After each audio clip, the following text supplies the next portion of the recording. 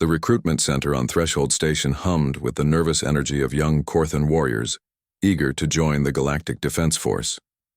Commander Vexthal stood before them, his 4 eyes scanning the eager faces, his mandibles clicking in what might have been amusement or perhaps pity. "You think you know war," he began, his voice carrying the weight of 3 decades of service. "You've trained in our simulators. You've studied the great battles of the Korthan-Zealith conflicts. You believe yourselves ready?" A particularly enthusiastic recruit in the front row straightened his posture, antennae quivering with pride. Vexthal's expression darkened. "Then let me tell you about the humans." The room fell silent. Everyone had heard whispers about humanity, the newest species to join the galactic community, the ones who had arrived with their primitive chemical rockets and somehow earned a seat at the council within a single generation. "I served in the Void Wars," Vexthal continued, settling into his stance. "The Kreshitar horde was consuming entire systems. Unstoppable. We called for reinforcements from every allied species. The humans sent a single battalion. We thought it was an insult." He paused, his secondary arms trembling slightly, a Korthan tell of deep emotion. "The first thing you must understand about humans is that they are predators, not merely opportunistic hunters like the Yeln or strategic ambushers like us. Pure apex predators." Their eyes faced forward. "They evolved to chase prey across endless plains until their victims literally died of exhaustion. This instinct, this relentless pursuit is coded into every fiber of their being." A recruit raised a tentacle. "Commander, surely their integration into civilized society has—" "Civilized?" Vexthal's laugh was harsh. "Child, humans achieved civilization despite themselves, not because of their nature. Let me tell you what I witnessed."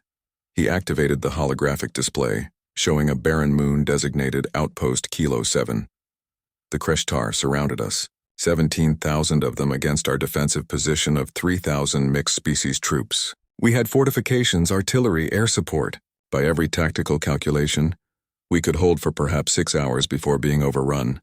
The human commander, a female named Captain Rivera, requested permission to take her 200 soldiers on a flanking maneuver. Vexthal's mandibles clicked rapidly. I granted it, thinking it would at least distract a portion of the enemy. What I didn't understand was that humans don't flank. They hunt.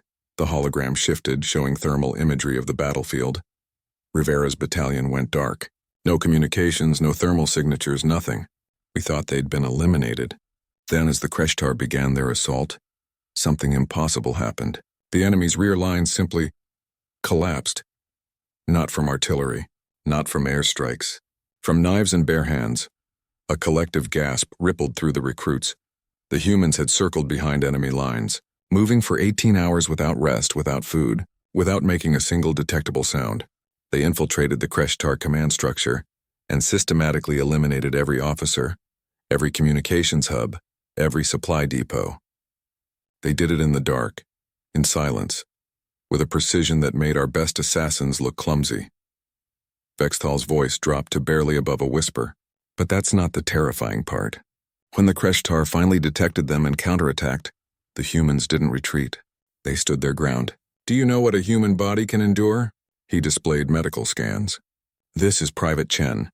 He sustained 14 projectile wounds, lost 2 liters of blood, had 3 broken ribs, and a shattered femur. According to our medical databases, any Korthan with these injuries would be dead or unconscious." Chen continued fighting for another 40 minutes. When we finally extracted him, he was still conscious, still providing covering fire, and he asked if his team had completed their objective. The recruit stared in horrified fascination.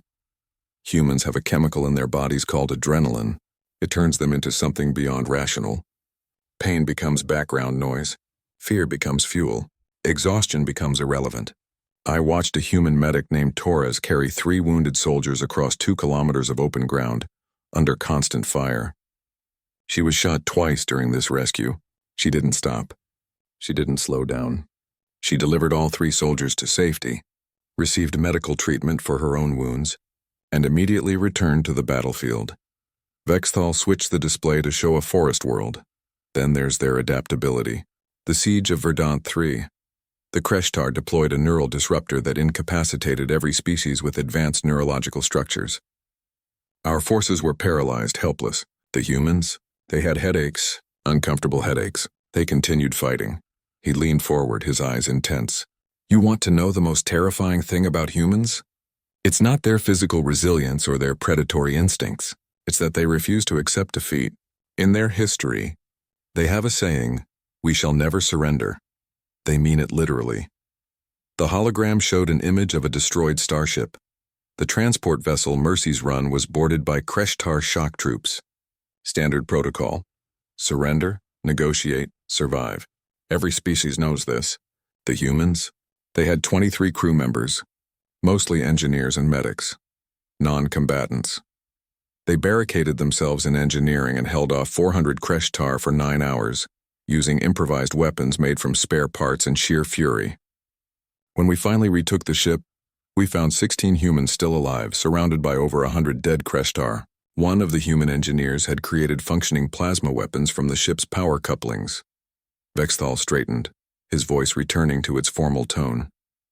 So when you think about joining the Galactic Defense Force, when you dream of glory and honor, remember this. Pray that humans are your allies.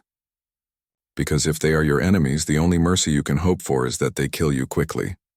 He gestured to the holographic display one final time, showing Captain Rivera receiving the Galactic Star, the highest military honor.